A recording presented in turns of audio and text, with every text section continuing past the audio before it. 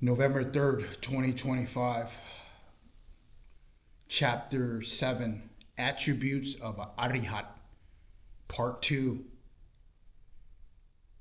page in the bottom of 664, BUDDHADHAMMA. Now we're talking about the attributes of Arahant, and here we left off at, many Buddhists are familiar with the sequence of practice of the sikkhā, of sīla, which is virtue, discipline, samādhi, which is applied concentration, application, and paññā, which is accumulated and applied, sustained knowledge, wisdom. This is the sikkhā. This is the threefold practice. Now, there are two words that we were describing that had to do with the stages of puggala, or an adept that has gone forth as a mendicant. Here, let us simply conclude that Gautama Buddha presented these two distinct teachings in the same context. In reference to the attributes of a teacher, he mentioned the fourfold self-mastery, bhavita, while in the reference to the subject of the teaching, he mentioned the threefold training, the sikkhā, or sikkhā. Now, a simple short answer for why Gautama Buddha used these two distinct teachings in the same context is that they have different objectives or goals. The teaching on the attributes of a teacher aims to describe the discernible characteristics of a teacher in the manner of evaluating whether someone has completed spiritual training and is ready to teach others. The teaching on the subject of study, on the other hand, aims to describe the content and a system of practice to describe what and how to train in order to obtain desirable results. Most importantly, a true study of training entails the natural process of developing one's life. This process accords with laws of nature, and therefore the system of training must be established correctly in harmony with causes and conditions found in nature. Let us examine first the subject of study, the sikkhā, the threefold training. Why is the training composed of only three factors? Again, one can answer this simply by saying that this training pertains to the life of human beings, which has three facets or three spheres of activity. These three factors combine to make up a person's life. They proceed and develop in unison. These three factors are as follows. The first factor, communication and interaction with the world. Perceptions, relationships, association, behavior, and responses, vice versa, with other people. And external objects by way of dvara. Dvara is the doorways or channels, which can be described in two ways. Basa dvara, doorways of cognition by the eye, cognition by the ear, cognition by the nose, cognition by the tongue, cognition by the body, combined with the meeting point of the mind. These comprise 6 doorways. Now, when we're referring to their functions or benefit for practical application, these 6 doorways of cognition are generally called the 6 sense spheres, ayatana. When referring to them while they are functioning or operative, they are generally called the 6 sense faculty, indriya. Now we have kamma dvara. These are doorways of volitional action or intention by body, intention by speech, combined with the meeting point of the mind. These comprise 3 doorways. These factors can be simply called interaction with the world and represented by the word sīla, conduct. The second factor of training is the mind.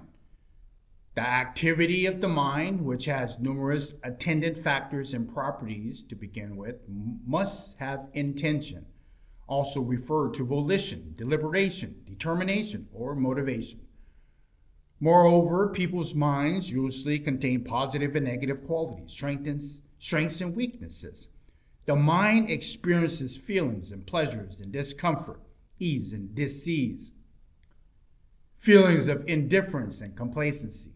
These are reactions to these sensations like pleasure and aversion, and desires to acquire, obtain, flee, or get rid of, which influence how one experiences things and how one acts. For example, whether one looks at something or not, what one chooses to say and whom to speak, this factor is simply called the mind, the citta, or the domain of concentration, samādhi. The third factor of training is wisdom, knowledge and understanding, beginning with sutta, knowledge acquired through formal education or by way of the news media, up to including all forms of development in the domain of thought, citta visaya, or the domain of knowledge, nana visaya, including ideas, views, beliefs, attitudes, values, attachments to various ideas and forms of understanding, specific perspectives and points of view. This factor is called paññā, wisdom. These three factors operate in unison. They are interconnected and interdependent. A person's interaction with the world by way of these sense faculties, by way of the doorways of cognition, and through physical and verbal behavior, is dependent on intention, feelings, and various other conditions in the mind. This entire process is dependent on the guidance by wisdom and intelligence. The extent of one's knowledge determines on the range of one's thoughts and actions.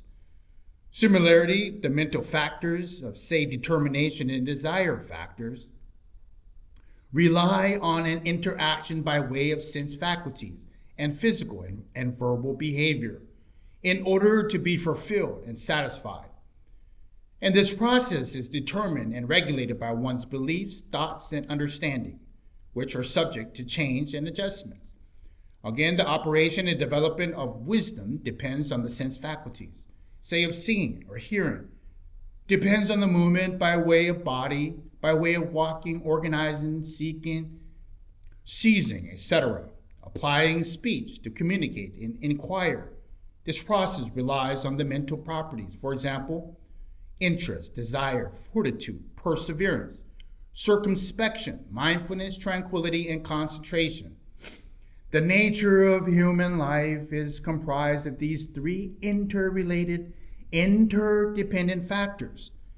They comprise an integrated whole which cannot be added or subtracted from.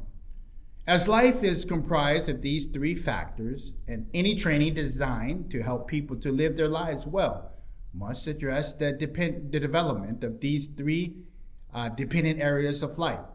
Spiritual training is thus divided into three sections, known as the sikkhā, the threefold training. This training is designed to develop these three areas of life and to be complete and in harmony with nature. These three factors are developed simultaneously and in unison, resulting in an integrated system of practice. From a rough perspective, one may see three factors in similar ways as how they are something outlined in scriptures, representing three major stages in practice of moral conduct, concentration, and wisdom. This perspective gives the appearance that one practices these factors as distinct steps and in an ordered sequence. That is, after training in moral conduct, one develops concentration, which is then followed by wisdom development. By view of the threefold training this way, one sees a system of practice in which three factors are prominent at different stages, beginning with a coarse factor and leading to the more refined factor as one process through these stages. The first stage, moral conduct, sīla, gives prominence to the relationship to one's external environment, to the sense faculties, and to physical action and speech. The second stage is samādhi, concentration, gives predominance to a person's inner life and to the mind. The third stage is paññā, wisdom, gives predominance to knowledge and understanding. It is good to note, however, that each stage and the other two remaining factors always function and participate. This perspective provides an overview in which one focuses on the chief activity of each stage of the process. One gives predominance to each of the three factors respectively, so that the coarser factors are ready to support and growth and promote success of more refined factors. Take for the example the risk or the task of cutting down a large tree. First, one must prepare the surrounding area so that one is able to move it about easily, safely, and securely. Second, one must prepare one's own strength, courage, mindfulness, resolve, non-distractedness, and skill in handling the axe. And third, one must have the proper tool, give good quality, sharpened axe of the correct size. If one fulfills these three requirements, one succeeds in cutting down the tree. In regard to one's regular daily life, however, a closer analysis reveals that these three factors are constantly functioning in an interrelated, interdependent way. Therefore, in order for people to truly engage in an effective spiritual practice, one should encourage them to be aware of these three factors.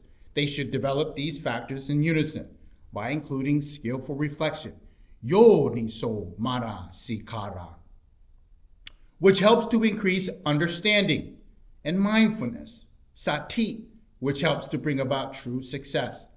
In terms of one's spiritual practice, no matter what activity one is involved in, one is able to inspect and train oneself according to the principle of the sikkhā, of the threefold training. One thus aims to engage in all three of these factors: virtuous conduct, concentration, wisdom, simultaneously and in all situations. When involved in an activity, one considers whether one's action results in affection or distress of others, whether any cause harm, or whether they are conducive to assistance, support, encouragement, and development of others' virtue, sīla. During such activities, what is the state of one's mind? Is one acting out of selfishness, malice, greed, hatred, or delusion? Or is one acting, say, with kindness, well-wishing, faith, mindfulness, effort, and sense of responsibility? While engaged in an activity, is the mind agitated, anxious, confused, and depressed? Or is it calm, happy, joyous, content, and bright? This equals samādhi, concentration. When engaged in an activity, does one act with clear understanding? Does one discern the purpose, the objective related to the principles? Does one recognize its potential benefits and drawbacks and fully understand the way to adjust and improve the activity? This is paññā, wisdom, applied. In this way, skilled persons are able to train and inspect themselves and evaluate their practice at all times and all situations. They cultivate all three factors and the threefold training of sikkhā in a single activity. Meanwhile, the development of the sikkhā, the threefold training, from the perspective of three distinct stages unfolds automatically. From one perspective, a person develops the threefold training in an ordered sequence. But from another perspective, the simultaneously unified practice of these three factors is taking place and assisting in a successful advancement of the so-called three-stage training, the sikkhā. In this context, someone who dives deeply into details of spiritual practice will know that all moment of awakening, at the moment of awakening, realizing the path, magga, the fruit, and Nibbāna, all 8 factors of the noble path, which are classified into three groups: sīla, samādhi, and paññā. Virtue, concentration, and wisdom are completed and operate as one, acting to eliminate the defilements and to bring about fulfillment. To sum it up, the system of Buddhist spiritual training, the threefold training, tisso, sikkhā, or sikkhā, is based on a relationship between the requisite factors in accordance with specific laws of nature. Human life is comprised of three factors: of conduct with the outside world, sīla, mental activity, citta, and the understanding, paññā, which act in unison and are interdependent in bringing about spiritual development. When describing the principle of spiritual practice, Gautama Buddha referred to these three aspects of training, sikkhā. We now arrive back at the question: why did the Gautama Buddha adopt a new model for the fourfold mastery, bhavita, when he described the attributes of a teacher? Again, why did Gautama Buddha adopt a new model for the fourfold self-mastery, bhavita, when he described the attributes of a teacher? As mentioned earlier, these questions can be answered easily by saying that these two models have different aims and objectives. The threefold training, the sikkhā or tisso, sikkhā, is to be applied in real life, to be practiced in accord with the system in harmony with nature. The four factors of self-mastery, however, are intended for self-examination. Here, one needs not to be concerned with the order of nature. The emphasis here is on getting a clear picture of one's personal qualities. If one discerns these clearly, they will bring their very nature be connected to the three factors of training. So, the four factors of self-mastery are intended for self-examination. That's bhavita. And the sikkhā has to do with causes and conditions that come with nature. This is obvious by inspection. The first factor of sīla, which refers to one's interaction and communication with the world, one's apprehension of the world, and one's action in relation to the world. As mentioned above, we interact with the world by way of two sets of doorways, dāvara, either basa dāvara or kamma dāvara. The first initial doorways of cognition, basa dāvara, usually refers as sense faculties, indriya.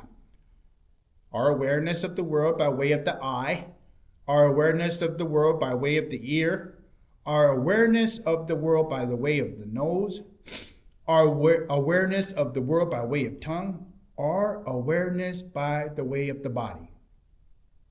The second set entails the doorways of volitional action, our intentions, our volitions, kamma dāvara, through which we act towards and respond to the world, towards people, how we act and respond to the world towards society, how we act and respond to the world towards other objects in our external environment, by physical and verbal gestures.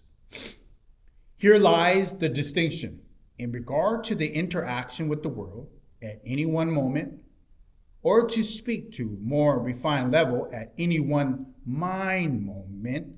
We only communicate with the world through one of the specific doorways. One can examine this process by applying either of the two sets of doorways.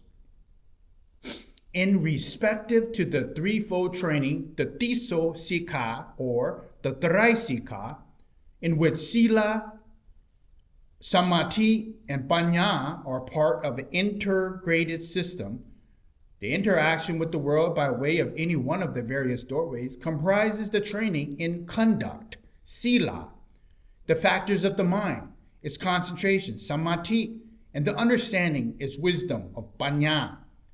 contribute distinct factors. The entire interaction with the world through the various doorways, both the doorways of cognition and the doorways of volitional action, is included here in the factor of sīla. For this reason, the sikkhā or tisso sikkhā is comprised of 3 factors. In respect to the attributes of a teacher, one need not consider the integrated function of the 3 factors contained in the threefold training. Here, one is distinguishing between different factors for the purpose of investigation. It is precisely here at the factor of conduct, sīla, where a separation is made. That is, one distinguishes a person's interaction with the world according to one's others of 2 sets of doorways. Number 1, doorways of cognition, BUDDHADHAMMA, usually referred to as sense faculties, indriya. The eye, the ear, the nose, the tongue, the body, along with the meeting point of the mind, which comprises 6 doorways, ayatana. These doorways enable seeing, looking, hearing, listening, smelling, tasting, tangible contact, cultivating at the mind as cognition of mental objects. Dhamma ramana. The second is doorways of intention or volitional action, kamma dawara. By body, by speech, along with the meeting point of the mind. These comprises the 3 doorways. These enable physical actions, it speaks, and by designating the starting point of volitional action, the mind. This also includes thinking. Gautama Buddha separated these 2 subsidiary factors of conduct, sīla, determining them as the first 2 factors in the fourfold self-mastery, bhavita. He distinguished the first factor of interaction with the world by way of the doorways of cognition, or the sense faculties, and label it the mastery of the body, bhavita kaya. The term body, kaya, here refers to the collection of the 5 doorways, paññā davarika kaya. Gautama Buddha thus gave great emphasis to one's interaction with the world, in particular to cognition by way of the 5 senses. People tend to overlook this first factor, but in relation to spiritual practice, it is considered of paramount importance in Buddhism, especially in regard to the measuring a person's development.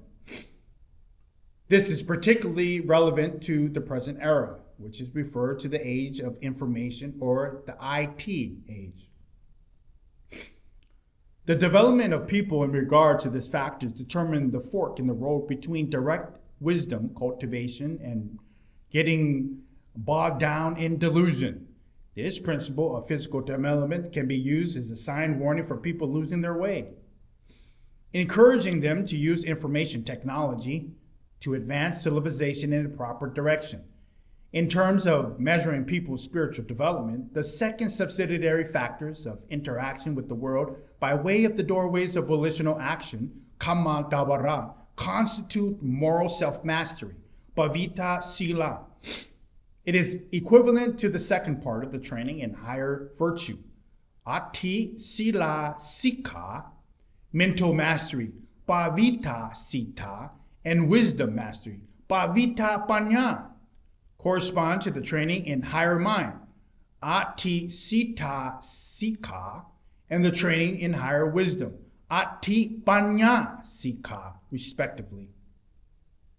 Note that this concept of physical mastery, bhavita kaya, which here has been defined as development of one's interaction with the world by way of the 5 sense faculties, is sometimes explained differently.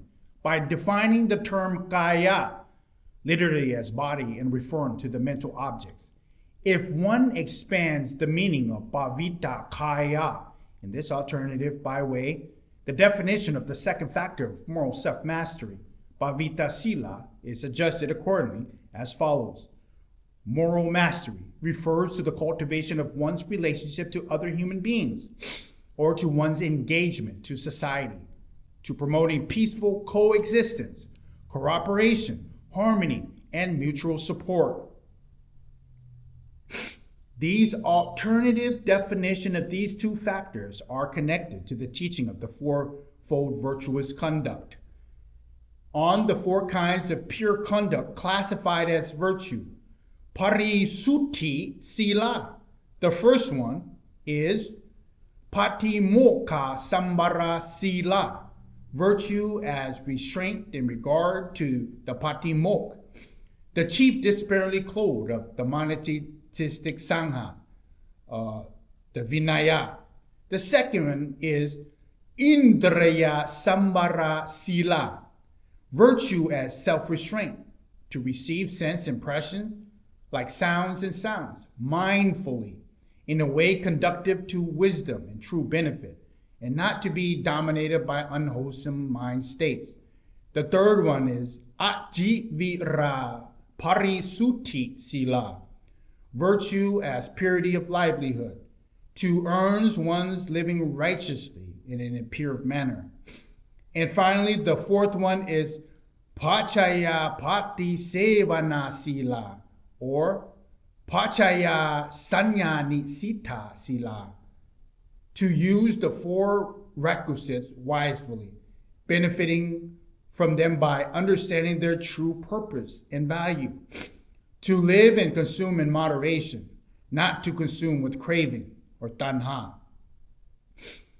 Those aspects pertain to one's relationship to the world by way of the body or to one's engagement of material objects with nature. And part of the factor of physical mastery, Buddhaghosacariya, those aspects pertaining to one's relationship in society or to one's community are a part of the factor of moral mastery, Buddhaghosacariya.